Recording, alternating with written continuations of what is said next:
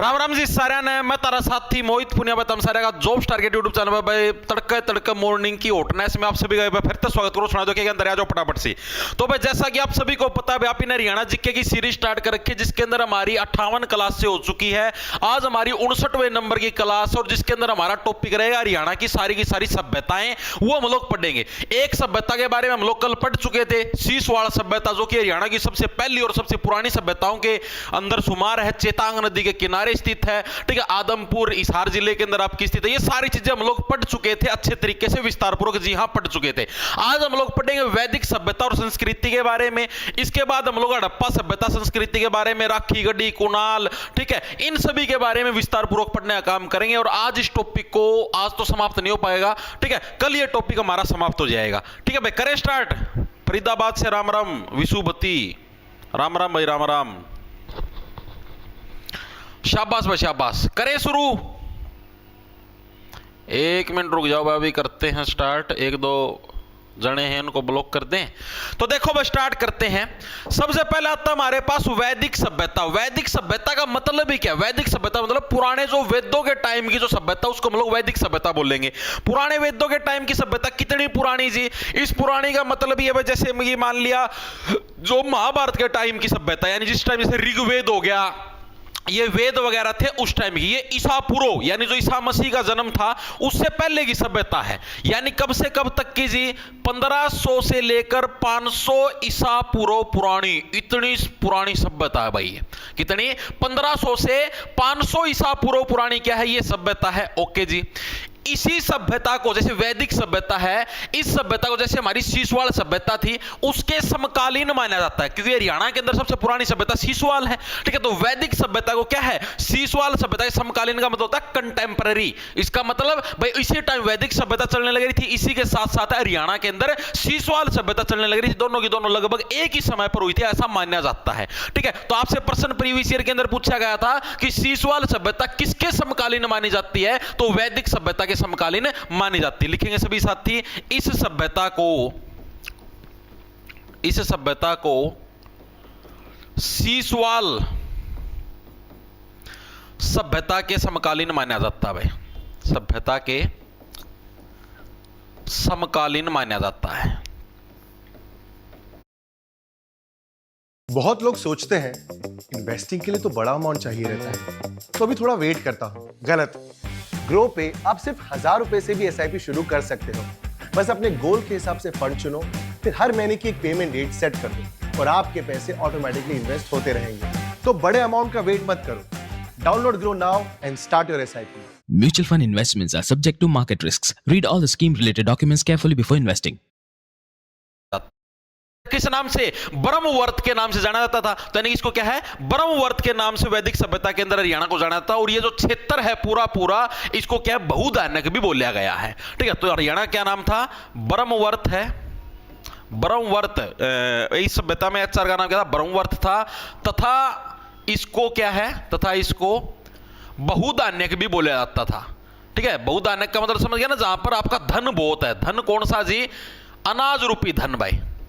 Okay, बोला जाता था। चीजें समझ में आई जी? बिल्कुल आई। कोई दिक्कत परेशानी नहीं जी? कोई भी दिक्कत परेशानी नहीं है। जो तुम्हारी वैदिक सभ्यता थी, किन दो प्रमुख नदियों के किनारे थी? तो प्रमुख नदी कौन सी है? सरस्वती और दृष्टद्वती। कौन कौन सी दो नदी हैं? एक तो सरस्वती, इसके पीछे भी ती आ गया, दृष्टद्वती के पीछे भी ती आ गया। इन दो नदियों के किनारे ये सभ्यता आपकी स्थित थी भाई। कौन सी? सरस्वती व दृष्टद्वती नदियों के किनारे आपकी स्थित थी। ओके जी, ये चीज भी हमारे समझ में आ गई। द्वती के बीच स्थित थी भाई, ठीक है। चीजें समझ में आई जी? बिल्कुल समझ में आई। कोई दिक्कत परेशानी नहीं जी? कोई भी दिक्कत परेशानी नहीं। आगे चलूं भाई। लंबाड़ी नृत्य का संबंध तेलंगाना ट्रिक ऐसी बना रखी भाई, बालक भूलना को नहीं। बहुत बढ़िया भाई, शाबाश शाबाश, ठीक है। हरियाणा के अंदर जो ये वैदिक सभ्यता है, इसके लगभग हमें कितने साइट्स हमको मिलती हैं? तो हरियाणा के अंदर हमें 300 साइट्स मिलती हैं भाई। एचआर में इस सभ्यता के 300 स्थल देखने को मिलते हैं हमें। 300 स्थल देखने को मिलते हैं। यानी कि हमें इसकी 300 साइट्स देखने को मिलती हैं, 300 अलग अलग साइट्स हैं जड़ा क्या हमें वैदिक सभ्यता देखने को मिलती है। और वैदिक सभ्यता के दौरान जो लिखा गया एक सबसे फेमस ग्रंथ हो कौन सा है? तो ग्रंथ कौन सा होगा? जो सा हरियाणा का क्या जो हमारे देश का सबसे पुराना ग्रंथ है, सबसे पुराना ग्रंथ या वेद कौन सा है? ऋग्वेद है जी। तो ऋग्वेद किस टाइम पर? वैदिक सभ्यता के दौरान आपका लिखा गया था। तो लिखेंगे सभी साथी प्रमुख ग्रंथ कौन सा था वैदिक सभ्यता के दौरान? तो प्रमुख ग्रंथ कौन सा होगा? जो सा सबसे पुराना होगा, क्योंकि वैदिक सभ्यता भी तो सबसे पुरानी है। तो कौन सा हो जाएगा? ऋग्वेद। क्या था? ऋग्वेद हमारा सबसे प्राचीन क्या था? ग्रंथ या वेद था, जिसका जन्म आपका वैदिक सभ्यता के दौरान हुआ था। ओके जी, चीज हमारी समझ में आई। इसके अलावा वैदिक सभ्यता के दौरान ही क्या है, जो चित्रकला थी, चित्रकला के अंदर सबसे अधिक गिरावट आई। क्योंकि वेदों वाली जो उस टाइम सभ्यता थी, उस टाइम लोग चित्र चात्र बनाया कौन करते? सारे जड़ी बूटियों से इलाज करना, वेद लिखना, यानी लिखावट वाली चीजों के ऊपर लोग आगे बढ़ चुके थे। ठीक है। और ये चित्रकला वगैरह ये आपकी मतलब उस टाइम इसका डाउनफॉल आ गया था। तो आपसे एग्जाम के अंदर पूछा जाए कि किस काल के अंदर चित्रकला में सर्वाधिक गिरावट आई, तो वैदिक सभ्यता के दौरान क्या है? हरियाणा में चित्रकला में सर्वाधिक गिरावट आई। लिखेंगे सभी साथी, इस काल के दौरान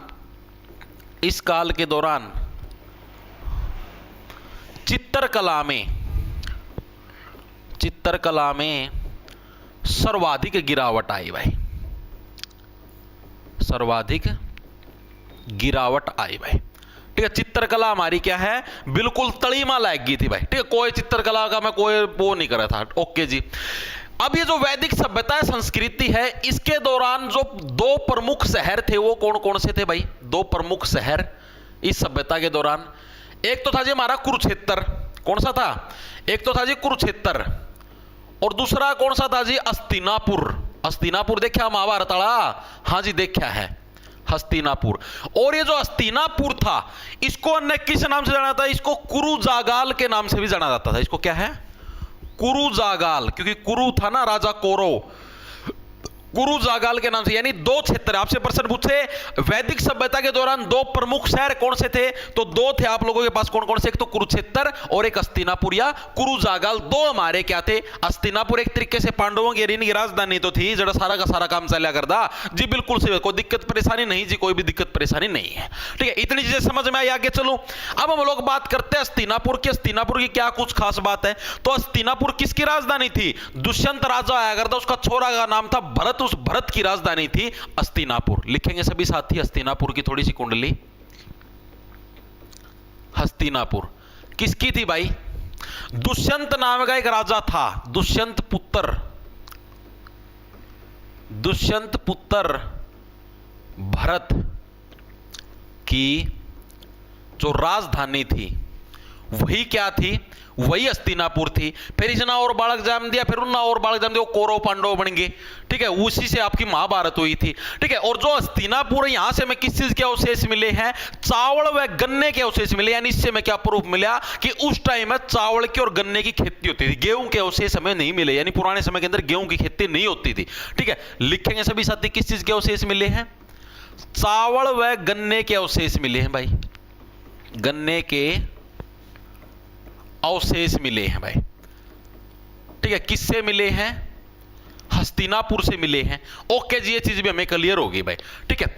अब जो हमारे पुराने वैदिक ग्रंथ है, क्योंकि हम लोग वैदिक सभ्यता की बात करने लग रहे हैं, तो इसके अंदर जो कुरु हैं, मैंने बताया ना दुष्यंत पुत्र भरत की राजधानी मेनली कौरव वंश से थे, कुरु इनको बोल देते थे। ठीक है। तो कुरुओं का उल्लेख है पंचालों के साथ मिलता है। पंचाल वंश के भी लोग होते थे। तो नुकमा वे कुरु है और पंचाल है, ये एक ही टाइम के थे। तो आपसे पूछ लिया जाए, ठीक है, कि वैदिक ग्रंथों के अंदर कुरुओं का उल्लेख किसके साथ मिलता है? तो वैदिक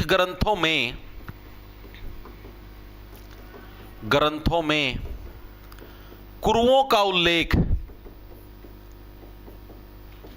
किसके साथ मिलता है? पांचालों के साथ मिलता है भाई, पांचालों के साथ मिलता है। ओके जी, ये चीज भी हमारे समझ में आ गई। और अब ये जो कुरु थे, कुरुओं का राजा कौन सा था बताओ भाई? तो कुरुओं के जो राजा थे उसके अंदर राजा एक कुरु आया अगर, जिसका नाम था वीर संचरण। एक कुरु राजा का क्या नाम था? वीर संचरण। उसी का पुत्र था, वो कौन था? कौरव था। ठीक है। मतलब कि ना पुत्र कौरव नहीं था, जो ऐसे याद रखो, ऐसे नहीं था, ये ऐसे है कि जो कुरु राजा था वीर संचरण, कुरु है भाई कैसे था वैदिक ग्रंथों में कुरुओं का उल्लेख पता चला। जो राजा कुरु था ना वो वीर संचरण का बेटा था, ठीक है, और उसी ने कौरव वंश की स्थापना करी थी। इस तरीके से होगा ये, ठीक है। राजा कुरु वो वीर संचरण का पुत्र था। लिखेंगे सभी साथी, कुरुओं के अंदर क्या था, राजा कुरु। राजा कुरु किसका बेटा था, वीर संचरण का पुत्र था भाई, वीर संचरण का पुत्र था। वह इसी ने कौरव वंश की स्थापना की थी भाई, ठीक है। राजा वीर संचरण क्या था, कुरु वंश का, आपका मतलब कि राजा राजा कुरु क्या था, वीर संचरण का पुत्र था, और इसी ने क्या है, कौरव वंश की स्थापना करी थी। इस तरीके से याद रख लो, ठीक है भाई। चीजें समझ में आई या नहीं आई? जी बिल्कुल आ गई, शाबाश भाई। अब जो ये कुरु आया कर दे, इन्होंने जिस भूमि के ऊपर खेती करी, जहां पर इन्होंने चावल व गन्ने की खेती करी, उस भूमि को किस नाम से जाना जाता था, उस भूमि को आदि रूपा बोला जाता था, ठीक है। तो कुरुओं द्वारा उपजाई गई भूमि को, लिखेंगे सभी साथी, कुरुओं द्वारा उपजाई गई भूमि को हम लोग क्या बोलते थे, आदि रूपा हम लोग बोलते थे भाई। लिखेंगे सभी साथी, आदि रूपा बोलते थे, ठीक है भाई। ये चीजें क्लियर हुई हर एक साथी के? शाबाश भाई, बहुत बढ़िया भाई, बहुत बढ़िया। Hello hello hello, very good भाई। और ये जो आपकी वैदिक सभ्यता थी, वैदिक सभ्यता के दौरान जो मतलब वहां के जो मेन लोग होते थे, उनका पेशा क्या होता था? तो पुराने समय के अंदर आप सभी को पता, जब हमको यहां पर चावल व गन्ने के अवशेष मिले तो उनका पेशा क्या हुआ, कृषि और पशुपालन होगा, ठीक है। तो लिखेंगे सभी साथी, इस सभ्यता के लोगों का पेशा क्या था, कि लोगों का जो पेशा था, यानी जो मेन काम था, वो क्या था, कृषि व पशुपालन। खेती बाड़ी करना या फिर पशु पाल लिए, ये इनका मेन पेशा होता था। किसका? जो आपकी वैदिक सभ्यता के लोग थे वो भाई। अब हम लोग बात करेंगे महाभारत की भाई, क्योंकि महाभारत भी तो यही कौरवों और पांडवों के बीच में ही तो हुई थी। तो महाभारत का युद्ध आपका कब हुआ था भाई? पहली बात तो 900 ईस्वी पूर्व, यानी वैदिक काल के दौरान ही। लिखेंगे सभी साथी, आपसे पूछ ले महाभारत का युद्ध कब हुआ था? तो महाभारत का युद्ध हुआ था जी कब? 900 ईस्वी पूर्व, वैदिक काल के दौरान भाई। 900 ईस्वी पूर्व कब है आपका जी? वैदिक काल के दौरान है। अभी वैदिक काल के बारे में तो पढ़ने लग रहे हैं, तो वैदिक काल के दौरान आपका क्या हुआ था? महाभारत का युद्ध हुआ था जी। ओके जी, ये चीज हमारे समझ में आई, क्योंकि देखो सीधी सी बात है, अभी वैदिक काल 1500 से 500 ईस्वी पूर्व है ना, तो ये 900 तो 1500 और 500 के बीच में ही तो आने लग रहा है। तो महाभारत का युद्ध कब हुआ? 900 ईस्वी पूर्व क्या आपका महाभारत का युद्ध हुआ? आपसे पूछ ले किस काल के अंदर हुआ था, तो आपका वैदिक काल के अंदर हुआ था भाई, ठीक है जी। ये युद्ध हुआ कहां पर जी? तो हरियाणा के कुरुक्षेत्र के अंदर ये आपका युद्ध हुआ। कितने दिन तक चला? आओ इसके बारे में पढ़ते हैं। कहां पर युद्ध हुआ भाई? कुरुक्षेत्र में ये युद्ध हुआ था, युद्ध हुआ भाई। ओके जी, कितने दिन तक चला जी? 18 दिन तक चला था जी। 18 दिन तक क्या था आपका? ये युद्ध चला जी। ओके जी, ये चीज भी हमारे समझ कोई दिक्कत परेशानी नहीं जी। किन के बीच में हुआ था जी? कौरवों और पांडवों के बीच में हुआ था जी। लिखो जी, कौरवों व पांडवों के बीच में हुआ।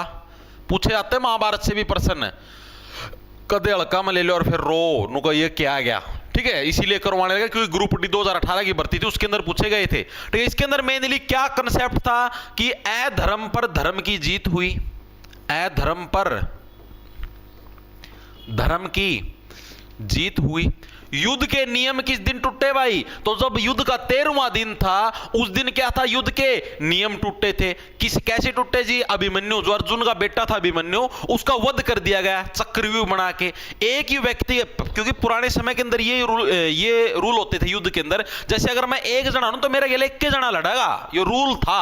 नु कोई मैं एक लड़ता, हमारे 3 जने आएंगे मेरे गेले लड़ो है, यो इसको युद्ध नहीं माना, इसकी युद्ध के नियमों के खिलाफ था, ठीक है। अब अभिमन्यु अकेला था, उसका गेल इतने जो बड़े बड़े महारथी थे कौरव सेना के, सारे उसके ऊपर टूट पड़े, सारे ने मिलकर मार दिया, ठीक है। यानी रूल, जो युद्ध के रूल थे वो क्या थे? टूटे थे। लिखेंगे सभी साथी, युद्ध के नियम, युद्ध के नियम कब टूटे थे?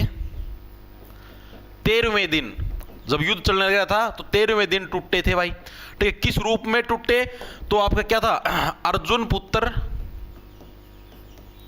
अर्जुन पुत्र अभिमन्यु वध, अभिमन्यु का चक्रव्यूह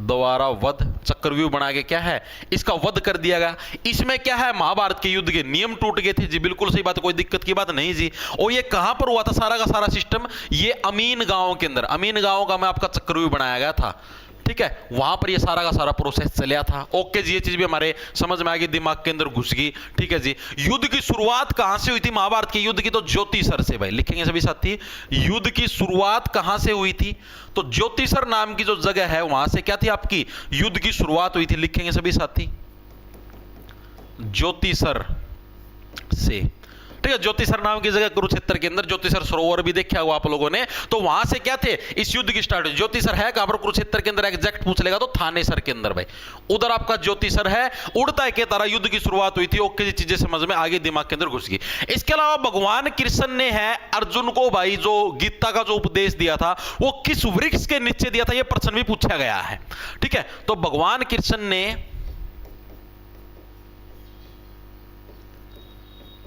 ने अर्जुन को गीता का उपदेश किस पेड़ के नीचे दिया, वट वृक्ष के नीचे। वट वृक्ष, इतना अच्छा ज्ञान दे रहा है, वट वृक्ष के नीचे, ठीक है, चीजें समझ में आई। ओके जी, अब जब युद्ध समाप्त हो गया तो युद्ध समाप्त होने के बाद हस्तिनापुर की गद्दी किसके हाथ में आ गई थी, राजा परीक्षित के हाथ में, ठीक है। बस इतना ही याद रखना, ये पूरा हो गया वैदिक सभ्यता, ठीक है। युद्ध समाप्त होने के बाद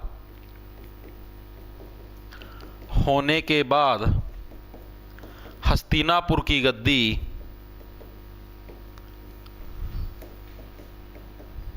किसके हाथ में आई, राजा परीक्षित के हाथ में। ओके भाई, ओके जी, ये चीज क्लियर होगी। वैदिक सभ्यता हर एक साथी है, क्लियर हुई या नहीं हुई। अब हम लोग आगे चलेंगे सिंधु घाटी सभ्यता। एक बार के लिए मेरे को ये बताओ, हमने 3 पेजों के ऊपर वैदिक सभ्यता पढ़ी है। वैदिक सभ्यता कब की, अपनी हरियाणा मतलब भारत की सबसे पुरानी सभ्यताओं के अंदर है। जैसे आपकी हरियाणा के अंदर सीसवाड़ सभ्यता सबसे पुरानी थी, उसी टाइप से वैदिक सभ्यता क्या है, पूरे ऑल इंडिया लेवल पर सबसे पुरानी सभ्यताओं के अंदर आती है। 1500 से 500 ईस्वी पुरानी है, ठीक है। हरियाणा में इस सभ्यता के 300 स्थल हमको देखने को मिलते हैं। और इस सभ्यता का हरियाणा में इसको किस नाम से जानते हैं हम लोग, ब्रह्मवर्त, या फिर हम लोग जो हरियाणा का वो बहुदैनक बोलते थे उस नाम से भी। प्रमुख नदी कौन सी, सरस्वती व दृश्यदेवती नदी के बीच में प्रमुख ग्रंथ ऋग्वेद है। इस काल के दौरान चित्रकला के अंदर सर्वाधिक गिरावट आई थी। हस्तिनापुर दुष्यंत पुत्र भरत की राजधानी थी। चावल व गन्ने के अवशेष हमें यहां से मिले थे। वैदिक ग्रंथों में कुरुओं का उल्लेख पांचालों के साथ मिलता है। राजा कुरु कौन थे, वीर संचरण का पुत्र था, और इसी ने क्या थी, कौरव वंश की स्थापना करी थी। कुरुओं द्वारा उपजाई गई भूमि को क्या बोलते थे, आदि रूपा। बहुत इंपॉर्टेंट है, ग्रुप डी 2018 के अंदर आया था, ठीक है। इस सभ्यता के लोगों का पेशा क्या था, कृषि व पशुपालन। महाभारत का युद्ध आपका 900 ईस्वी पूर्व हुआ था वैदिक सभ्यता के दौरान, ठीक है, या फिर वैदिक काल के दौरान। कुरुक्षेत्र के अंदर युद्ध है। सारा सिस्टम मैंने आप लोगों को बता दिया है। इतनी चीजें सभी के समझ में आई हो तो फिर मैं आगे चलता हूं। बताओ भाई, जीडी की क्लास करेंगे यार स्टार्ट। अभी तो एग्जाम ही पोस्टपोन हो चुका है, एग्जाम डेट का ही नहीं पता कब आएगी। रिकॉर्ड क्लास बैच में मिलेगी भाई अजय मेरा। जॉब्स टारगेट के नाम से आपको ऐप मिला, प्ले स्टोर पर उसको डाउनलोड कर लेना, उधर आपको रिकॉर्डेड क्लास मिल जाएगी। सर हरियाणा की योजना रह रही है, नवीन कुमार भाई कल भी बताया था, हरियाणा की योजना करंट का टॉपिक है मेरे भाई। जब हरियाणा की करंट अफेयर करवाऊंगा तो उसके साथ योजना भी करवा दी जाएगी, ठीक है। वो थ्योरी के अंदर नहीं आती हरियाणा की योजनाएं, वो करंट के अंदर आती है। आज भी लाइट को नहीं ना भाई, लाइट है, लाइट नहीं होती तो ये कैमरा बंद हो लेंदा, क्या दिक्कत हुई।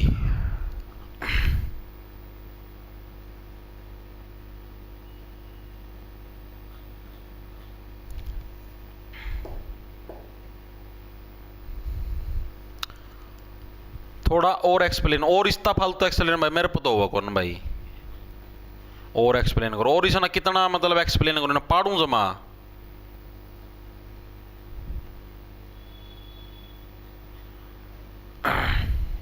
ये पाथ रिजल्ट कब आएगा ग्रुप डी का, ग्रुप डी का कौन सा रिजल्ट आना है, अभी तो सीधी नई भर्ती आओगी भाई।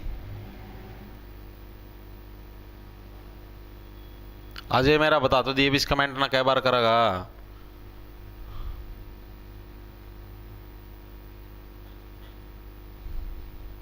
आगे चलो पार्थ।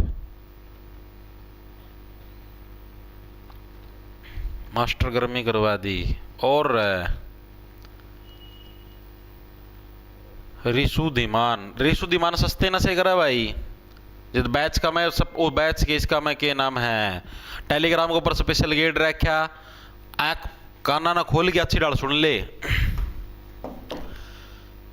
सिर्फ हरियाणा पुलिस कांस्टेबल और एसआई, इन दो भर्तियों को छोड़कर किसी में भी पहले फिजिकल नहीं होगा। सिर्फ इन दो भर्तियों में पहले फिजिकल का रूल है। चाहे तारी फॉरेस्टर की हो चाहे तारी फॉरेस्ट गार्ड की हो, सब में पहला रिटर्न होगा। आगे चीज समझ में, बहुत सारे जो यूट्यूब जगत के शिक्षक हैं, ठीक है, उनको शायद इस चीज का भी नहीं पता या फिर उन्होंने नोटिफिकेशन अच्छे से नहीं पढ़ा। वो ये बताने लग रहे कि फिजिकल पहले होगा। ठीक है, 10 गुणा के हिसाब से फिजिकल इनको इतने बच्चे बिठाने हैं। फॉरेस्ट गार्ड की 70 पर कट ऑफ पहुंचा दी, 75 तो तला को नहीं आवा है। ठीक है, और जिस दिन असली कैलकुलेशन करके बता दी उस दिन रोगे उनको योग क्यों होया। 18 तो 42 साल की उम्र, छोरे छोरे इकट्ठी वैकेंसी, ना नहरी ना कोई एज का रोड़ा, ना कि मैं और कहेगा बनाई दूंगा कट ऑफ फॉरेस्ट गार्ड की। फिल्टर बैठ जाएंगे, तैयारी करनी छोड़ दोगे। इंट दूँ 7,500 बालक तो 80 प्लस है भाई। और बोलो 80 प्लस ये तारती देख लो, तुम खुद अंदाजा लगा लियो कट ऑफ का। तारती मैं बताऊं 779 वैकेंसी है, गुणा 10 कर दो 7,790। इतने बच्चे रिटर्न में बैठेंगे, एक बालक भी फालतू नहीं बैठ सकता, यो रूल है। ठीक है, HSSC का। अब जो अपना पास डाटा आ रहा है वेबसाइट के ऊपर, मैंने तारती खुद की तारती पब्लिक करके दिखा दिया था। ठीक है, करीबन 6,000 बच्चे हैं। 6,000 बच्चे मान के चलो, मेरे पास 1 लाख बच्चे का डाटा है, उसका मैं सिर्फ 6,000 बच्चे हैं जो कि 80 प्लस हैं। ठीक है, 1 लाख बच्चे का डाटा, बालक तो 7.5 लाख पास हो रहे हैं। जोर मार की भाई मैं कहने ला रहा हूं, जोर मार लो 6.5-7 होंगे, लेकिन एक बार खातर में 6 मान लो, तारीख खुशी का हिसाब था। 6,000 बच्चे 80 प्लस हैं। अब नीचांदे जाओ होने, जैसे जैसे नंबर कम, जैसे 80 है, अब 79 लगाओगे ना, 79 तो 80 का बीच में नो मान लो, तब इससे का बीच में 30,000-1,200 बच्चे मिल जाएंगे। 1000 से लेकर 1,200 तक के बच्चे तब ना इससे रेंज में मिल जाएंगे। ठीक है, 1000 मान लो, कम तक कम मान के चालू तार खातर है। एक नंबर और कम कर दो 78।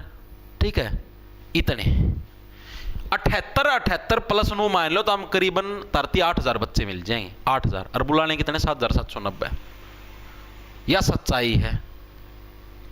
अब कई जने को 70 बजागी, 70 बस तुम शर्त मार लो, आड़ में मेरी जबान देने जा 70 पर चली जा तो फॉरेस्ट गार्ड की। और बोलो पहला रिटर्न है, 100 बार बता लिया। स्पेशल टेलीग्राम पर पोस्ट गेट की बताई थी, 5 फुट की गैंट होगी ना कोई, ठीक है, जिसकी हाइट उसका मैं फॉरेस्ट गार्ड का मैं लगनी को नहीं, वो भी इसका पेपर देगा। आगे समझना, क्योंकि पहला रिटर्न है, पाछा फिजिकल होगा। फिजिकल में ना पास हो क्या होना है, कुछ को नहीं हुआ है। और 25 किलोमीटर की दौड़ गदा भी फिजिकल पैट जाऊँ, आराम आराम तनु वॉकिंग करते जाओगे तो भी 4 घंटे में 25 किलोमीटर कौन पाटना यार। आराम तो वॉकिंग करते जाना तो भी 4 घंटे में 25 किलोमीटर पैट जाए हैं। कड़ा बैम में रह रहे हो। अरे ये तो मना जो 78 बताई ना, मना टोटल बच्चे बताए भाई इतने हैं। जनरल की कट ऑफ तो और भी चांद बजाओगी। इसका मैं 779 की 779 जनरल की थोड़ी है, इसका मतलब तमादी मान के चालो। ये भी तो मैंने ध्यान करूँ कितनी है, 350 मान के चालो जनरल की, तो इसका 10 गुणा करियो 3500 बच्चे। तो टॉप के 3500 बच्चे कड़ा लग पाओगे। टॉप के 3500 बच्चे 85 नंबर पाए लें। टॉप के 85 पर तो कौन आवा है, करीबन 81-82। ETF, a practical approach to build your investment portfolio with Angel One. Open free Demat account now. Investments in securities market are subject to market risks. Read all the related documents carefully before investing. मेरा एक दोस्त है, उसके कितने बेरन 83 number हैं। उसका जो आप ना वेबसाइट पर जो रैंक कटे 21वां रैंक है उसका। नू सोच लो यार दाम, 83 नंबर भाई 2100 रैंक है उसका। 2100 जनरल की 350 वैकेंसी, तो टॉप के 3500 बच्चे जाओगे भाई। जोर मार के 80 नंबर मान लो यार जनरल के। जितना नीचे जाते उतने एक नंबर पर ज्यादा बच्चे आंदे आओ हैं। आगे चलो जी, आगे चल रहे हैं भाई। ओके, 50 वाले का पुलिस में आ जाएगा, सपने में आ जाएगा भाई, बाकी नहीं आएगा। और बोलो चले आगे, चलो भाई आगे। अब हम लोग आते हैं हमारी जो अगली सभ्यता, उसका नाम है जी सिंधु घाटी सभ्यता। आओ, सिंधु घाटी सभ्यता।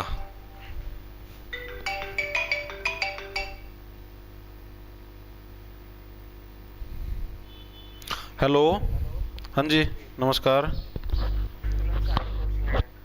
हाँ भाई दे दे 290 के 290। हाँ हाँ हाँ हाँ हाँ हाँ ठीक। चलो भाई देखो, तो सिंधु घाटी सभ्यता की हम लोग बात करने लग रहे हैं भाई। सिंधु घाटी सभ्यता, इसके बारे में विस्तार पूर्वक पढ़ते क्या कुछ मामला है, क्या कुछ है, कब आपकी स्टार्ट हुई, क्या कुछ है। तो ये भाई आपकी 2500 से 1700 ईस्वी पूर्व भाई, लिखेंगे सभी साथी 2500 से 1700 ईस्वी पूर्व भाई, इतनी पुरानी ये सभ्यता है। कौन सी? सिंधु घाटी सभ्यता। ठीक है, कितनी पुरानी है? 2500 से 1700 ईस्वी पूर्व। ठीक है, एक सेकंड रुको भाई। हेलो, ना ना ना ना ना भाई, अपन उससे पे करवा ले। ठीक है, ओके। 2500 से 1700 ईस्वी पूर्व की आपकी सिंधु घाटी सभ्यता आई। ओके जी, ये चीज हमारे समझ में आ गई। किस, देखो सिंधु घाटी सभ्यता, क्या अपने हरियाणा के अंदर यहां पर सिंधु नदी है? जी बिल्कुल है जी। तो सिंधु घाटी सभ्यता किस नदी के किनारे पर हो जाएगी? सिंधु नदी के किनारे। इस टाइप का प्रश्न आ सकता है, क्योंकि अब की बार जो आपका ये सीईटी का पेपर चलने लग रहा था, ग्रुप सी वाला, 26 तारीख की मॉर्निंग शिफ्ट वाला, उसके अंदर एक प्रश्न आया था कि भाई, अरे लागदर भाई मैं क्लास में हूं यार, बार बार फोन ना मिला हुआ है।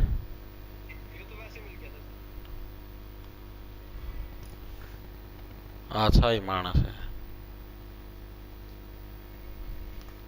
देखो भाई क्या है, तो सिंध, जैसे अभी अभी आपका आया था जब सीईटी का होता है एग्जाम, उसके अंदर क्या प्रश्न पूछा गया था? उसके अंदर ये प्रश्न पूछा गया, जैसे राखी गढ़ी है, राखी गढ़ी भाई कौन सी नदी के किनारे स्थित है? राखी गढ़ी जो आपका हड़प्पा सिंधु घाटी सभ्यता स्थल है, हड़प्पा साइट एक तरीके से, तो ये किस नदी के किनारे स्थित है? ये प्रश्न अब की बार जो सीईटी की 26 तारीख की मॉर्निंग शिफ्ट थी, उसके अंदर ये प्रश्न आया हुआ था।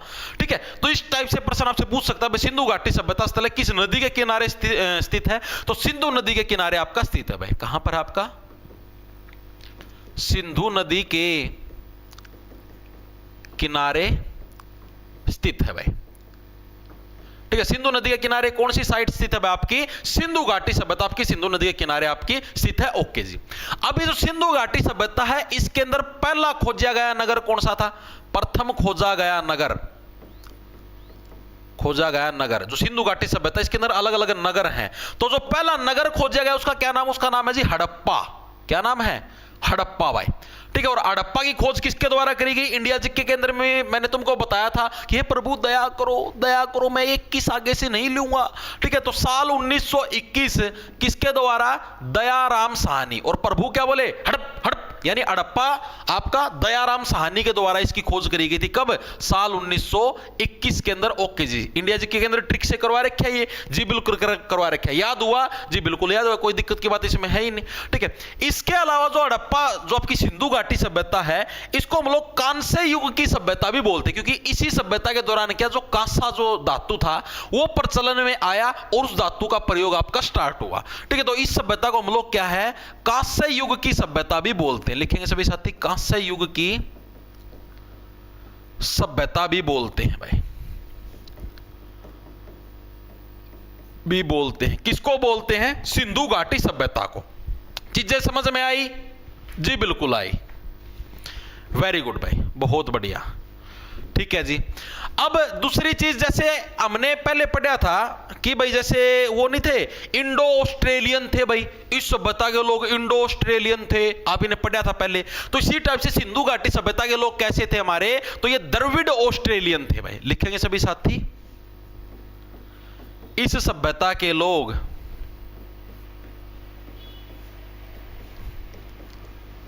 द्रविड़ ऑस्ट्रेलियन थे भाई, ऑस्ट्रेलियन थे। ठीक है जी, ये चीज भी हमारे समझ में आएगी, दिमाग के अंदर कोई दिक्कत परेशानी नहीं जी, कोई भी दिक्कत परेशानी नहीं है। अगला फैक्ट जो इसके अंदर आता हमारे पास है, ठीक है, जो एक व्यक्ति था आरसी मजूमदार, आरसी से बढ़िया रविंद्र चंद्र मजूमदार, इस व्यक्ति के अनुसार, ठीक है, ये लोग कौन थे? जो सिंधु घाटी सभ्यता के लोग थे, तो ये लोग आर्य थे भाई। ठीक है, लिखेंगे सभी साथी, बहुत बार पूछा गया है ये। आरसी मजूमदार के अनुसार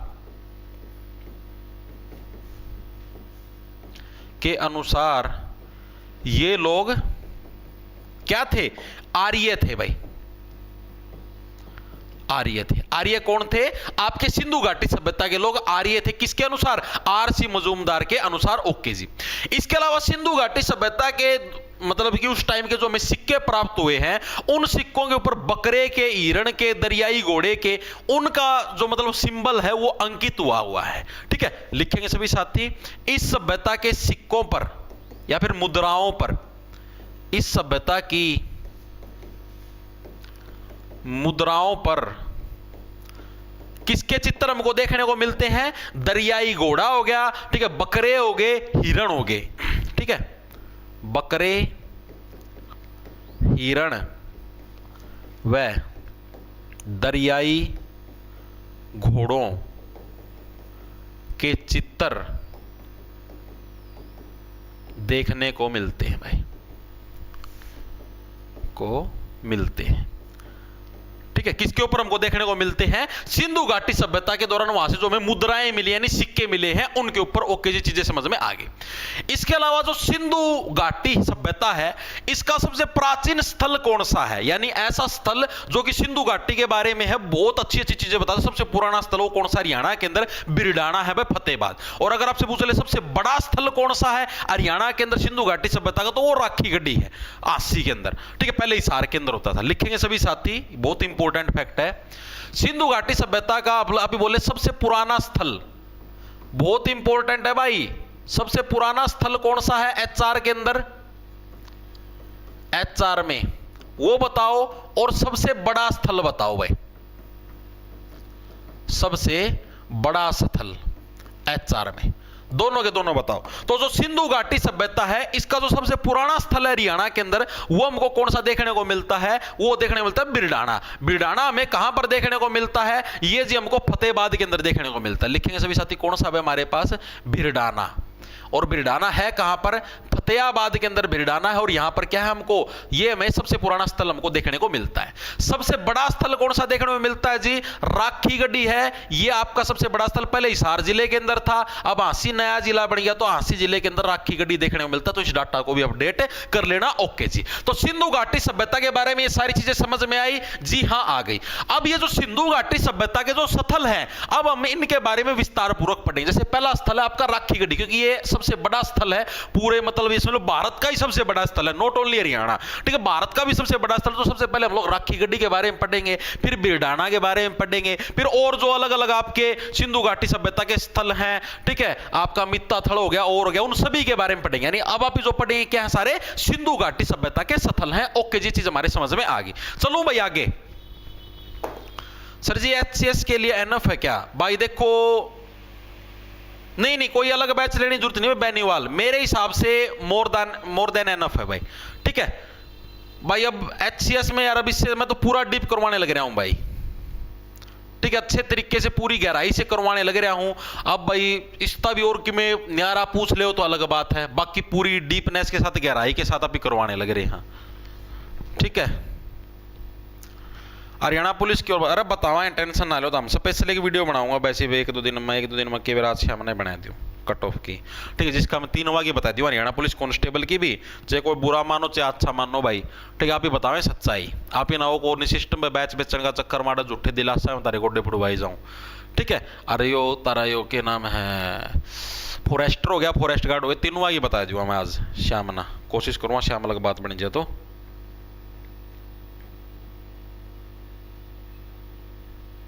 ठीक है, कोशिश करेंगे। क्लियर है जी? अरे तो ग्रुप डी के लिए तो है ही है, सिंपल सी बात है यार।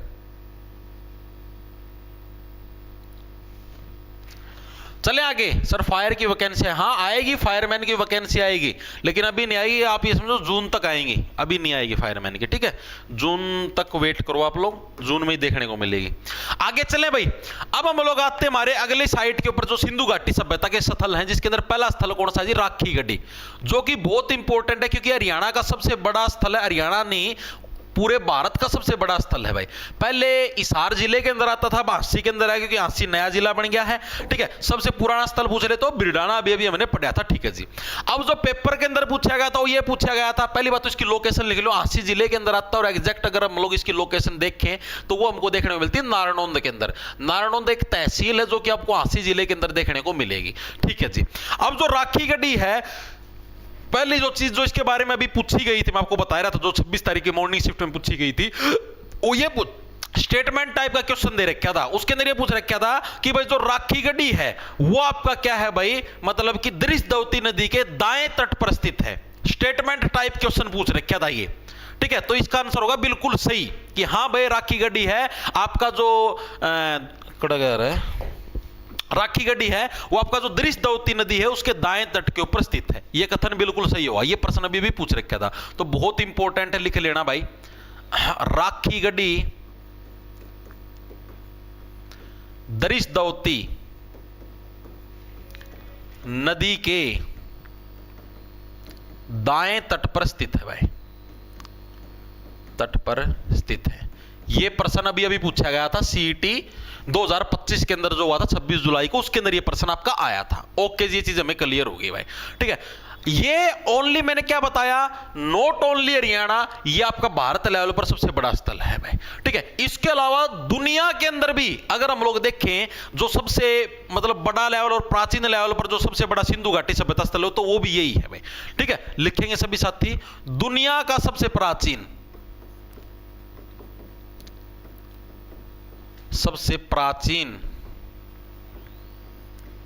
सिंधु घाटी सभ्यता स्थल भी इसको बोल सकते हैं, सभ्यता स्थल भी बोल सकते हैं भाई। ठीक है, किसको बोल सकते हैं जी, राखी गढ़ी को हम लोग बोल सकते हैं कि यह हमारा दुनिया का सबसे प्राचीन सिंधु घाटी सभ्यता स्थल है। ओके जी, चीजें समझ में आ गई भाई। ठीक है, हरियाणा का तो आपको पता ही, मैंने आपको बता ही दिया, सबसे बड़ा है सिंधु घाटी सभ्यता स्थल। इसकी खुदाई किसके द्वारा करी गई, तो खुदाई में राखी गढ़ी को सताया गया। कब जी, 1997 के अंदर क्या इसको सताया गया, तो 1997 में इसकी खुदाई करी गई। किसके द्वारा करी गई, डॉक्टर अमरेंद्र नाथ नाम का एक व्यक्ति था, उनके द्वारा इसकी खुदाई करी गई भाई। किसके द्वारा, डॉक्टर अमरेंद्र नाथ के द्वारा भाई। अमरेंद्र नाथ द्वारा क्या है 1997 में क्या है इसकी खुदाई करी गई। किसकी भी, राखी गढ़ी नामक जो आपका सिंधु घाटी सभ्यता स्थल है उसकी भी। ओके जी, चीजें समझ में आ गई। इसके अलावा इस स्थल की खोज किसके द्वारा करी गई, तो इसकी खोज आपकी सबसे पहले डॉक्टर सूरजभान के द्वारा करी गई थी। कब करी गई थी, 1963 के अंदर, 1963 के अंदर भाई। 1963 में सूरजभान के द्वारा क्या इसकी खोज करी गई भाई, सूरजभान द्वारा किसकी खोज करी गई, राखी गढ़ी। देखो दो फैक्ट दोनों अलग अलग है। आपसे पूछ ले खोज किसके द्वारा करी गई, तो डॉक्टर सूरजभान 1963। ठीक है, खुदाई किसके द्वारा करी गई, तो 1997 के अंदर डॉक्टर अमरेंद्र नाथ के द्वारा। भाई अमरेंद्र नाथ के द्वारा जितने जने अमर हो रहे हैं जिनकी कबर दब रिवा में काट दूंगा, ठीक है, तो इसने खुदाई करी। और खोज किसके द्वारा, सूरज की रोशनी पड़ती है, ऑटोमेटिक राखी गढ़ी की खोज होगी। इस तरीके से याद रख लो। ओके जी, ये चीज याद रह जाएगी। ठीक है जी, ठीक है। अभी जो वर्तमान में यहां पर खुदाई कौन करने लग रहा है, हाल ही में यानी रिसेंट के दिनों में यहां पर जो खुदाई है वो करने का काम कौन करने लग रहा है, तो डॉक्टर वसंत शिंदे है, जो कि पुणे महाराष्ट्र के अंदर ही तो है, शिंदे सरनेम, तो उनके द्वारा इसकी वर्तमान में खुदाई करी जाने लग रही है भाई। वर्तमान में जो खुदाई है वो किसके द्वारा की जाने लग रही है, डॉक्टर वसंत शिंदे, जो कि कहां से है, पुणे, या फिर जिसको जो कि कहां पर पड़ता, पुणे महाराष्ट्र के अंदर, वहां पर क्या इनके द्वारा इसकी को आपकी खुदाई की जाने लगी। इसके अलावा एक कैम्ब्रिज यूनिवर्सिटी है, उसके द्वारा भी क्या यहां पर शोध कार्य, शोध का मतलब हो गया रिसर्च के कार्य यहां पर किए जाने लगे वर्तमान में। क्या है, एक कैम्ब्रिज यूनिवर्सिटी द्वारा भी यहां शोध कार्य किए जा रहे हैं। ठीक है जी, ये चीज भी हमारे समझ में आ गई। ओके, तो दो व्यक्ति याद रखना, वर्तमान में खुदाई डॉक्टर वसंत शिंदे और कैम्ब्रिज यूनिवर्सिटी के द्वारा शोध का मतलब होता है रिसर्च। ठीक है, शोध का मतलब क्या होता है, रिसर्च। यहां की नहीं, यानी कि यहां पर क्या रिसर्च वाले जो कार्य है वो किए जाने लगे, किसके द्वारा, कैम्ब्रिज यूनिवर्सिटी के द्वारा। ओके जी, ये चीज भी हमारे समझ में आ गई। शाबाश, बहुत बढ़िया भाई। ठीक है जी। इसके अलावा आपसे पूछ ले कि जो राखी गढ़ी नामक जो स्थल है, यहां से हमें किन किन चीजों की प्राप्ति हुई, तो पहली चीज तो यहां से हमको सोने के मनके मिले हैं, सोने के सिक्के मनके जो पुराने टाइम के होते थे। ओके जी। यहां पर हमें एक 5000 साल पुराना प्रेमी जोड़ा भी मिला है जो कि एक साथ दफन किया गया था। ओके जी। इसके अलावा ईंटों से बने अन्नागार, अन्नगार का मतलब जहां पर अन्न रखा जाता था ईंटों से, जैसे भी तो टंकी आ रही है, अनाज रखने की टंकी को नहीं आ रही, उसकी पतरा की बनवान लागे रहता, मैं टंकी बनवान दोगे, ए रे छाछ छालनी ले लो, उसका मैं गेहूं दरने की टंकी।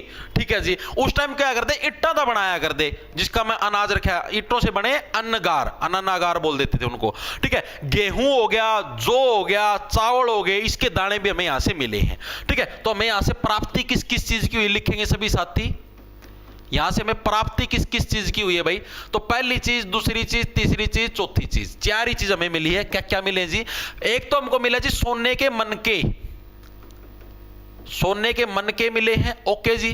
5000 साल पुराना प्रेमी जोड़ा, पुराना प्रेमी जोड़ा कंकाल, ये हमको मिला है। ओके जी। इसके अलावा ईंटों के अन्नागार हमको मिले हैं, अन्नगार, अन्नागार मिले हैं। ओके जी। इसके अलावा हमें गेहूं, जौ व चावल के जो दाने हैं भी मिले हैं भाई। ठीक है। इनको याद रखना है, ये स्टेटमेंट के अंदर पूछ सकता है, जो स्टेटमेंट टाइप क्वेश्चन होते हैं उसके अंदर भाई। ओके भाई, बहुत बढ़िया भाई। बता दो जी फसलें, गेहूं, जौ और चावल, तो जिसके जब दाने मिले तो इस सभ्यता की प्रमुख फसलें भी तो यही होंगी ना, जहां पर हमें जिस चीज के दाने मिले वही होंगे। ठीक है। बहुत बढ़िया भाई। 2024 मार के जावेगा।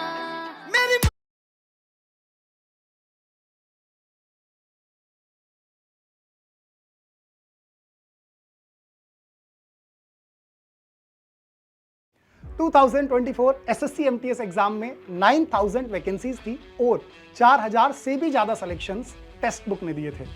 अब आपकी बारी है, मात्र ₹1 में करिए एसएससी एमटीएस की संपूर्ण प्रिपरेशन। कैसे? सुपरपास लाइव से।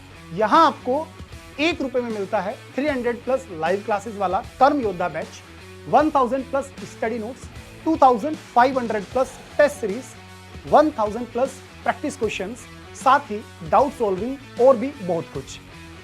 और सिर्फ एसएससी एमटीएस ही नहीं, SSC GD, SSC GL, railway, banking और 375+ स्टेट एंड सेंट्रल एग्जाम्स की प्रिपरेशन भी एक ही सब्सक्रिप्शन में। तो टेक्स्ट बुक ऐप डाउनलोड करिए और सिर्फ ₹1 में 2 डेज ट्रायल शुरू करिए। से 9वां सेंटर आपका राखी गढ़ी है। राखी गढ़ी विश्व के जो टॉप 10 रिसर्च सेंटर जहां पर यानी शोध होने लगे, रिसर्च होने लग रही है, ठीक है, वहीं पर क्या है आपकी राखी गढ़ी भी आपका उस रिसर्च सेंटर के अंदर शुमार है। क्या हुआ सर? साल तक अच्छा प्यार, 5000 साल तक अच्छा। राखी गढ़ी विश्व विरासत स्थल के कहूं था मैं, राखी गढ़ी विश्व विरासत स्थल शामिल है। अच्छा हाँ, दुनिया के टॉप 10 रिसर्च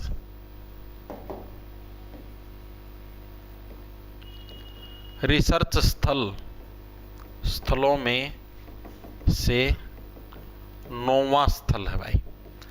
ठीक है। तो ये चीज भी आपको राखी गढ़ी के बारे में याद रखनी है। ओके जी, याद रह जाएगी। ठीक है। उसके बाद अब हमारी राखी गढ़ी जो सभ्यता ये हो चुकी पूरी, इसके बारे में आपको सिर्फ इतने ही फैक्ट याद रखने और इसके बारे में आपको कुछ याद रखने की जरूरत नहीं है। अब हमारा जो दूसरा सिंधु घाटी सभ्यता स्थल आता है उसका नाम है जी फरमाना। फरमाना गांव हमको कहां पर देखने को मिलता है?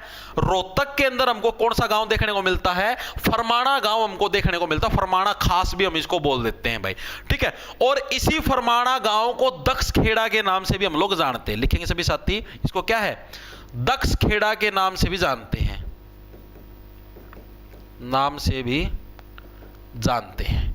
ठीक, किसको बोलते हैं? दक्षखेड़ा, जो ये फरमाना गांव है। आपसे पूछ ले हरियाणा के अंदर क्या फरमाना सिंधु घाटी सभ्यता स्थल है? जी बिल्कुल है। जैसे अभी अभी हमने पढ़ा राखी गढ़ी एक सिंधु घाटी सभ्यता स्थल है, उसी टाइप से फरमाना। मैंने अभी आपको क्या बताया था कि अब हम लोग जो भी पढ़ेंगे वो सारे सिंधु घाटी सभ्यता स्थलों के बारे में पढ़ेंगे। ठीक है, एक स्थल हमने पढ़ लिया राखी गढ़ी, उसी टाइप से जैसे एक स्थल रहे आपका बिरडाना, बिरडाना का बारे में अभी पढ़ाएंगे। ठीक है, अब जैसे एक फरमाना हो गया, मित्ताथल हो गया, ये सारे सिंधु घाटी सभ्यता स्थल है मेरे भाई। ठीक है, तो इसको क्या हम लोग दक्षखेड़ा भी बोल देते हैं। इसकी खास बात क्या है? हरियाणा का दूसरा सबसे बड़ा सिंधु घाटी सभ्यता स्थल, एचआर का सेकंड सबसे बड़ा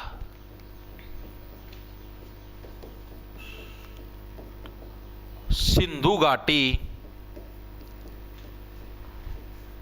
सभ्यता स्थल।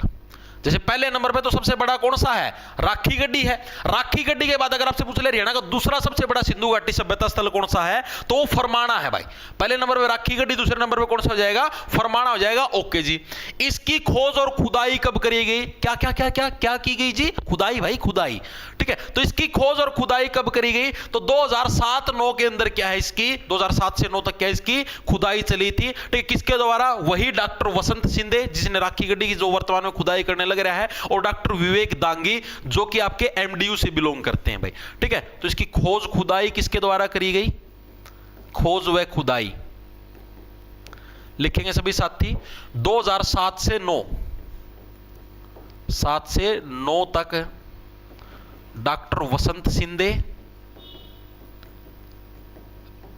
वसंत सिंधे जो अभी वर्तमान में हमारे राखी गढ़ी जो साइट है उसकी खुदाई करने लग रहे हैं, और डॉक्टर विवेक दांगी, वी से ही हैं दोनों के नाम, विवेक दांगी। ये कहां से? ये एमडीयू के प्रोफेसर वगैरह हैं। ठीक है, इन दोनों के द्वारा क्या वर्तमान में भाई इसकी खुदाई की जाने लग रही है। ओके जी, चीज भी हमें समझ में आ गई।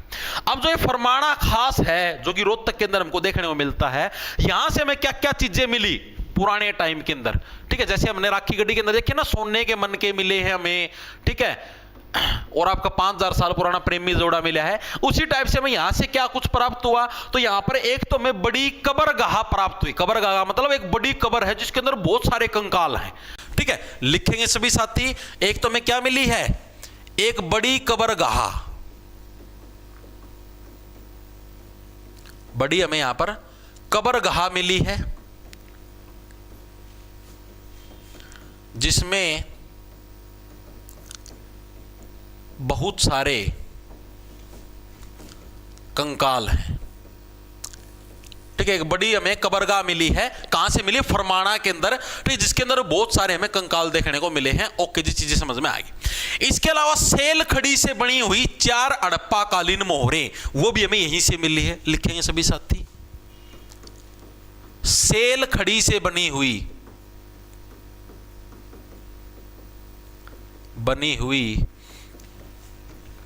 4 हड़प्पा कालीन जो मोहरे हैं, वो भी हमें कहां से मिली हैं? वो भी हमें फरमाना से मिली है। ओके जी, चीज भी हमें समझ में आ गई। इसके अलावा 27 कमरों की नींव वाला जो मकान है, ठीक है, मतलब ऐसा मकान जिसकी जो नींव है ना, उसकी नींव के अंदर ही 27 कमरे हैं। ठीक है, तो ऐसा मकान भी हमें कहां से? यहीं से मिला है, फरमाना से। 27 कमरों की जो नींव वाला मकान है, नींव वाला मकान, यह भी हमें कहां पर देखने को मिलता है? फरमाना के अंदर ही हमें 27 कमरों की नींव वाला मकान भी देखने को मिलता है। ओके जी। इसके अलावा जो कंकाल है, उन कंकालों के साथ मिट्टी के बर्तन मिले हैं, वो भी हमें कहां से मिले हैं? फरमाना से मिले हैं। लिखेंगे सभी साथी। कंकालों के साथ मिट्टी के बर्तन, कंकालों के साथ जो मिट्टी के बर्तन हैं, वो भी हमें कहां से मिले हैं? वो भी हमें फरमाना से मिले। तो फरमाना से हमें ये 4 चीजें मिली हैं। जैसे राखी गढ़ी से भी हमें 4 चीजें मिली थी, उसी टाइप से ही है। कौन कौन सी? एक तो बड़ी कबरगाह है जिसके अंदर मल्टीपल कंकाल है, सेल खड़ी से बनी हुई 4 हड़प्पा कालीन मोहरे मिली है, 27 कमरों की नींव वाला कमरा मिला, और कंकालों के साथ मिट्टी के बर्तन। ये 4 चीजें हमें यहां से देखने को मिली है। ओके जी, चीज हमारे समझ में आ गई। अब हम लोग देखेंगे सिंधु घाटी सभ्यता का तीसरा और लास्ट स्थल आज के लिए। वैसे तो इसके 7-8 स्थल हैं, लेकिन आज आप सिर्फ इतने ही करेंगे। जो तीसरा स्थल है उसका नाम है जी बनावली। बनावली के बारे में और पढ़ लो, फिर क्लास की कर दूंगा छुट्टी। बनावली हमें कहां पर देखने को मिलता है जी? हरियाणा के फतेहाबाद जिले के अंदर हमें बनावली स्थल देखने को मिलता है। ये आपको जिले भी याद होने चाहिए, जैसे राखी गड्डी कहां पर है? आसी के अंदर। फरमाना कहां पर है? रोहतक के अंदर। बनावली कहां पर है? फतेहाबाद के अंदर। ठीक है, आपका वो कौन सा था, वो क्या बोलिया अगर उसका एक और था ना, वो स्टार्टिंग अंदर करवाया था मना, वो चेतांग नदी के किनारे था, आदमपुरी शहर का, मैं था उसका नाम मैं भूल गया, मैं तो क्या नाम था उसका। चलें आगे। बनावली बनावली बनावली। लाशियाड़ा नहीं आया है भाई, आज आ जाएगा। ओम भाई ओम।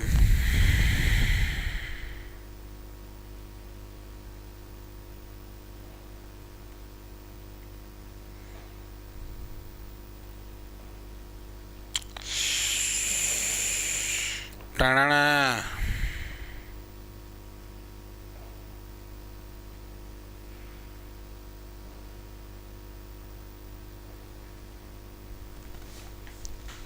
शीश, वहाँ शीश वाला भाई, बहुत बढ़िया भाई, शाबाश, very good very good very good. आओ भाई, अब पढ़ते बनावली के बारे में। पहली बात तो बनावली की खोज किसके द्वारा करी गई और कब की गई?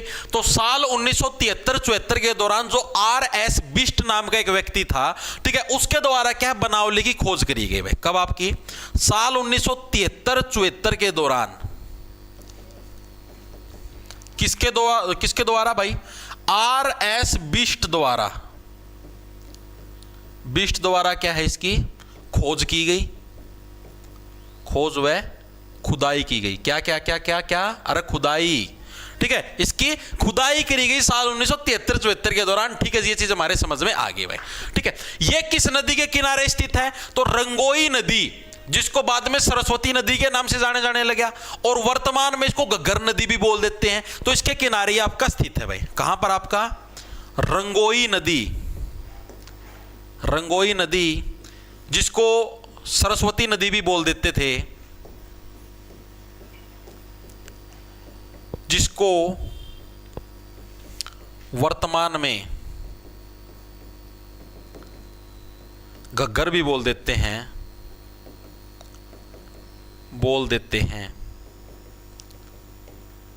के किनारे पर भाई। ठीक है, तो हमें किस नदी के किनारे पर हमको देखने को मिलता है? वर्तमान के हिसाब से घग्गर नदी के किनारे, पुराने समय के हिसाब से रंगोई नदी, या फिर जिसको हम लोग सरस्वती नदी भी बोलते थे, उसके किनारे पर था भाई। ठीक है, हाँ, पुराने समय के हिसाब से बताने लगे रहा हूं। बहुत बढ़िया भाई, शाबाश शाबाश शाबाश। यहां से हमें क्या क्या कुछ चीजें मिली, इसके बारे में सिर्फ दो ही चीजें जो मेन इंग्लिश की थ्योरी है, यहां से हमें चीजें बहुत सारी मिली हैं। ठीक है, तो यहां से जो प्राप्त अवशेष है ये बहुत इंपॉर्टेंट है एग्जाम के अंदर। ये जो आपका अभी जो हम आपको करवाने लगे रहे हम बनावली, इससे बहुत ज्यादा प्रश्न आते हैं भाई। ठीक है, तो इसको हल्के में मत लेना भाई।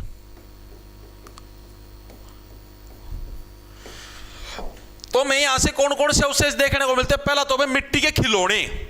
आपसे पूछेगा कि हरियाणा के अंदर मिट्टी के खिलौने किस सिंधु घाटी सभ्यता स्थल से मिले हैं या हड़प्पा साइट से मिले हैं? तो कौन सा? बनावली। लिखेंगे सभी साथी, मिट्टी के खिलौने। मिट्टी के जो हमें खिलौने मिले हैं वो हमें कहां से मिले हैं?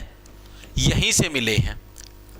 ओके जी, ये चीज भी हमें क्लियर होगी। दूसरे नंबर पर हमको यहां से जुते हुए खेत के प्रमाण। कौन से? जुता हुआ खेत भाई, जुता हुआ खेत। ठीक है, जुता हुआ खेत के जो प्रमाण है, जुते हुआ का मतलब जो बाहर रखा खेत, जुते हुए खेत के प्रमाण। एक दो शब्द ऊपर नीचे करने हैं, शब्द बड़ा ही खतरनाक बन जाए, शब्द चयन बड़ा खतरनाक हो जाएगा। तो जुते हुए खेत के प्रमाण हमें कहां से मिले हैं जी? हमें बनावली से मिले हैं। ओके जी, चीज भी हमें समझ में आ गई। बैलगाड़ी के पहियों के निशान लिखेंगे सभी साथी। बैलगाड़ी के पहियों के निशान। पुराना टाइम में बहुत बैलगाड़ी आ गई, आजकल सबके पास ट्रैक्टर है, लोग बरोटी भी ट्रैक्टर में लिया हुआ है। नहीं, पहला बैलगाड़ी में बैठे जो मजा आया करता रेड़ू चलाने में, बैठो और बलद का पाछा पर गुदगुदी कर दिया करते, और बलद नु बाजा करता तगड़क तगड़क तगड़क तगड़क तगड़क है। दोहरा तो दूसरा बलद भाजदा दिखता ना, दूसरी जो रेड़ू गाड़ी जाती उसकी देख के बलद लग जाता भाजन, मजा आया करता खूब भाई, एक नंबर का। किसी दिन खेता में तैर दिया करता मैं तो नुक्का नु धर गवा तो सीधा खेत में उतर जाया करती रेडी, इसे से काम करोड़े हैं। लेकिन उसका मजा अलग था भाई, उस रेड़ू बचाने का, खाली रेड़ू फिर भरिया रेड़ू आंदोड़ी बरोटियां ऊपर नु लद गया उन्होंने, एक नंबर का स्वाद आया करता झोले खांदे जो रोज का ना उनका उन्ना तो भाई कोई स्वाद आओ उन्होंने यार के रेड़ू ट्रैक्टर आ जा, लेकिन जो कदे कदा उन्ना स्वाद आवे है मानो बात है, ठीक है। इसके अलावा जो क्या फसल है, तो जो के जो हमें साक्ष्य मिले हैं वो भी हमें कहां से मिले हैं, बनावली से। क्या हमें जो नामक फसल है इसके हमें साक्ष्य देखने को मिलते हैं। ओके जी, चीज भी हमें समझ में आ गई, ठीक है।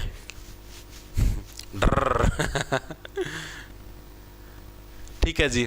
उसके अलावा अग्निवेदियों व मातृवेदियों के प्रमाण भी मिले हैं। अग्निवेदियों व मातृवेदियों के जो प्रमाण हैं वो भी हमें मिले हैं। कहां से मिले हैं? बनावली से मिले हैं। बनावली कहां है जी? फतेहाबाद के अंदर है। ओके जी।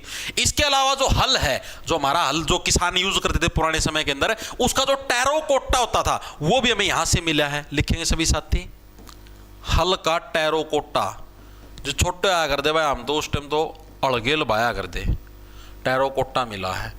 तो ट्रैक्टर गेल नो समझ लो आधा घंटा में किला बह जाए, आधा घंटा ही पूरा कौन लगा था।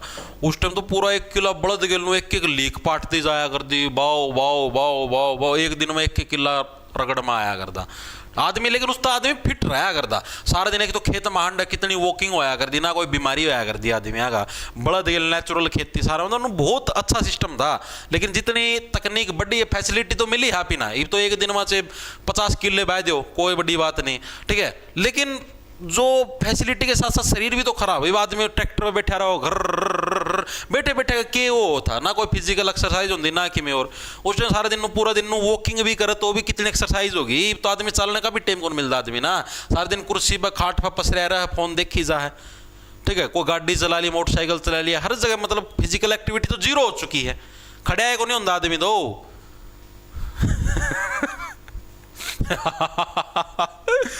ये हालात रहे तो आदमी नहीं और भी सिस्टम काम करना बंद कर देगा, ठीक है भाई। चले आगे, चलो जी। इसके अलावा जो शतरंज है, जो हमारा शतरंज देखा हुआ आप लोगों ने चेस, तो चेस का जो आकार है उसके आकार की नगर योजना भी हमें यहां पर मिले। उस टाइप के शहर होया कर दे पुराने टाइम पर, ठीक है। क्या बोलेंगे इस आप ये शतरंज जाल के आकार की नगर योजना, ये भी हमें कहां पर देखने को मिलती है? ये भी हमें आपके बनावली फतेहाबाद के अंदर देखने को मिलती है भाई, बिल्कुल भाई। फिर हमें बनावली से एक विचित्र मुद्रा भी मिली है, यानी एक विचित्र टाइप का सिक्का मिला है जिसके ऊपर एक विचित्र पशु की आकृति है, जिसका जो धड़ है, धड़ तो शेर का है और ऊपर के जो सींग है वो बैल के हैं भाई, ठीक है। लिखेंगे सभी साथी, विचित्र मुद्रा। मुद्रा का मतलब हो गया सिक्का, मुद्रा पर विचित्र पशु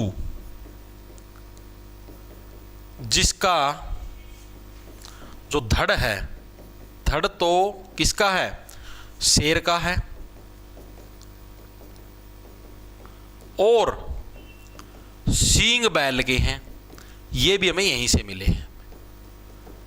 ओके भाई, तो भाई आज के लिए आप ही करते इतनी, ये तुम्हारी बनावली भी हो चुका है पूरा, ठीक है। आज आप इन्हें एक तो वैदिक सभ्यता पढ़ ली, सिंधु घाटी सभ्यता पढ़ ली। सिंधु घाटी सभ्यता के स्थल कौन से? राखी हो गया, राखी गढ़ी, फरमाना हो गया और अपना बनावली हो गया, ठीक है। आप टोटल 5 टॉपिक आज की क्लास का मैं रगड़ दिए हैं, और मित्ता थड़ वगैरह रही हैं और रह गए बिरडाना बुरडोना। या फिर कल करके सिंधु घाटी सभ्यता वाला ये जो टॉपिक है इसको हम लोग समाप्त कर देंगे। उसके बाद फिर हम लोग जो राजा वगैरह की जो हिस्ट्री उसको स्टार्ट कर देंगे, और फिर 1857 की क्रांति के साथ ही क्या है, हम लोग हरियाणा की हिस्ट्री को समाप्त कर देंगे। मोटा मोटा इसमें बुधवार वीरवार तक का सेशन रह गया। उसके बाद हरियाणा की जो हिस्ट्री है ये आपकी समाप्त हो जाएगी, जिक्के समाप्त हो जाएगी, ठीक है। और अब की बार पिछली बार से हमने कुछ डी पे पढ़ा, गहराई था पढ़ा पिछली बार तो अपनी 51 क्लास तक मतलब हरियाणा जी की पूरी होगी थी। अब की बार तो 59 क्लास तो होगी, 60 मतलब मोटा मोटा 65-66 क्लास तो आराम तो होंगी, ठीक है भाई। तो इन प्रश्नों की PDF क्लास कैसी लगी जरूर बताओ भाई, तुमको समझ में आने लग रहा है, नहीं आने लग रहा, मजा आने लग रहा है, नहीं आने लग रहा। PDF या जो हैंड रिटन नोट्स ये हमको कहां पर मिलेंगे भाई? ये हमें भाई जॉब्स टारगेट के नाम से आपको अपना ऐप मिला।